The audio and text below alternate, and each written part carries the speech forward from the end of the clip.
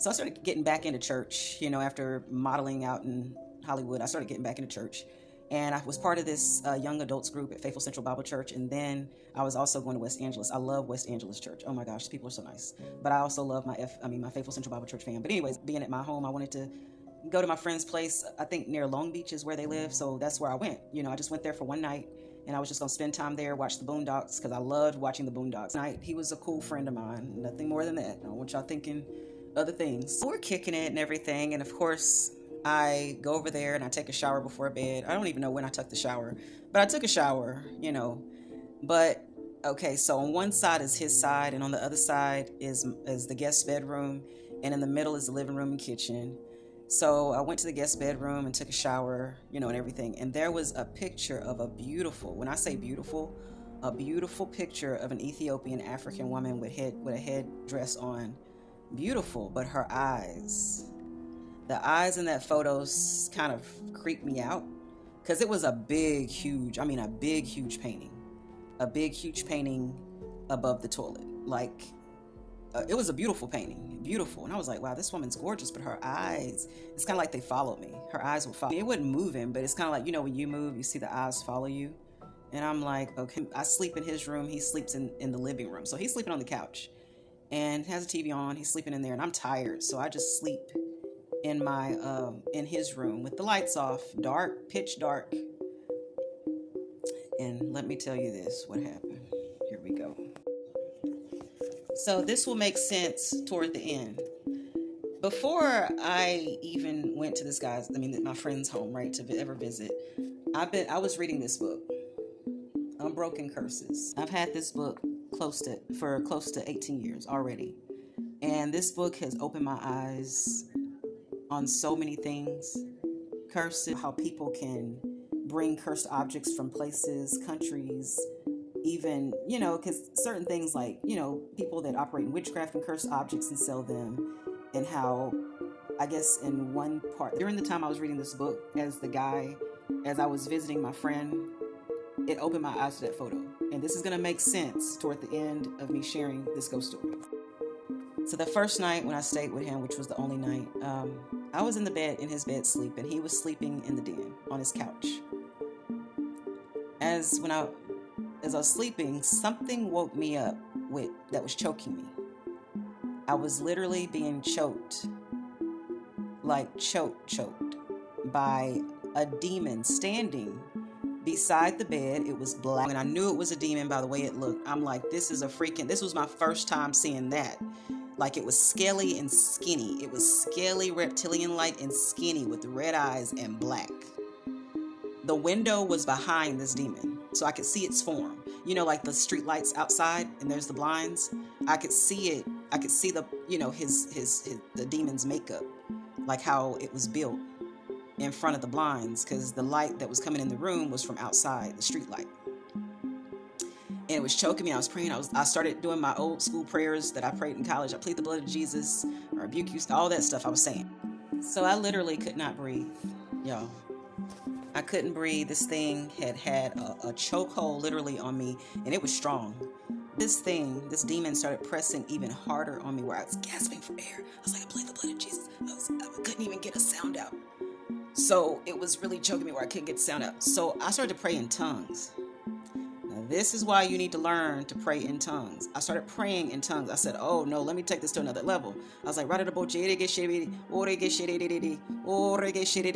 praying like that, and I started thinking about God, like, help me. I was thinking, man, when I tell you, when I started to pray in the spirit, that thing let go. After this thing let me go, I ran out of his room. I ran past him in the living room, because I was like, you know what? I'm going to go sleep in the guest room. So I walked really fast in the guest room, because he is snoring on the couch. I mean, his back is turned toward me on the couch. So I'm walking past him. He's got the TV on and the light on in there. And so I walk in the guest bedroom on the other side, where that picture was in that bathroom. So I went into the guest bedroom, and guess what I heard? Y'all, the same sound I heard while the demon was choking. I heard the demonic noise again. It was a weird noise, right? So, and I was hearing it toward the window in that room too, and I was like, "Oh no, I am bouncing." I did not want to wake my friend up, and then I did not want to tell him what was going on, y'all. So I'm in the living room den area, and he's sleeping. I do not want to wake him up, y'all. I really did not want to wake him up for this. And I was like, I am so embarrassed to wake him up this time of night to tell him what I saw. So I wake him up, and I'm like, and when I wake him up, I'm like, like a kid waking up their parents because they're scared. That's how I'm waking him up. Like, and I say his name. I don't want to mention his name for his privacy. So I'm waking him up. And he was like, what's going on? I said, something in your room was choking me.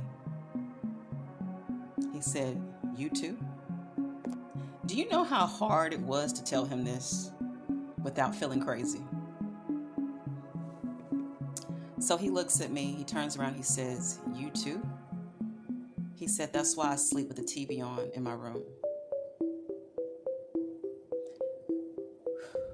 So I sleep on the other couch, or I sleep somewhere in the living room. I don't remember where I slept, but I slept in the living room. So I didn't sleep in those bedrooms no more. I slept in the living room where he was, because I felt like a kid when a kid is scared to sleep in their room. That's the way I felt. So I slept in the living room where he was, because I'm not about to do that again. I left the next morning and stuff, went back home and everything, make sure I didn't bring nothing back with me, So I think months later, somebody moves in with them and they have the same issue, something, they wake up, somebody's choking them and stuff, and not somebody, an entity is choking them. So the person staying with them has the same thing. And so I mentioned it to him. So I mentioned to him about this book that I'm reading, right? Because I was reading this book when, during the time I encountered that thing. And I mentioned to him about this book and what it was about and stuff, right? And I asked him about that painting, that picture in his bathroom. And I asked him, I was like, where did you get that picture, or that beautiful woman in the guest bathroom? And he told me his brother had got the picture from his brother had got the picture from a friend. His brother's friend, had got the picture from Africa, right? And so his brother ended up giving him the picture. And I told him, I said, I'm not saying the object's cursed, because I didn't want to go full-fledged religious and say, oh, it might be that picture. But I told him, I said, just think about it. Or weeks, no, it was like months to a year after that or something. It was some time that elapsed after that happened. And he spoke to me. I think we chatted on the phone, and he was like, you know what? He was like, I got rid of that picture. And I was like, oh, okay. He said, when I got rid of that picture, like you had mentioned, he said, I never had any more issues. There was never any more issues in the home. Like, the demon is no longer there. The entity is no longer there.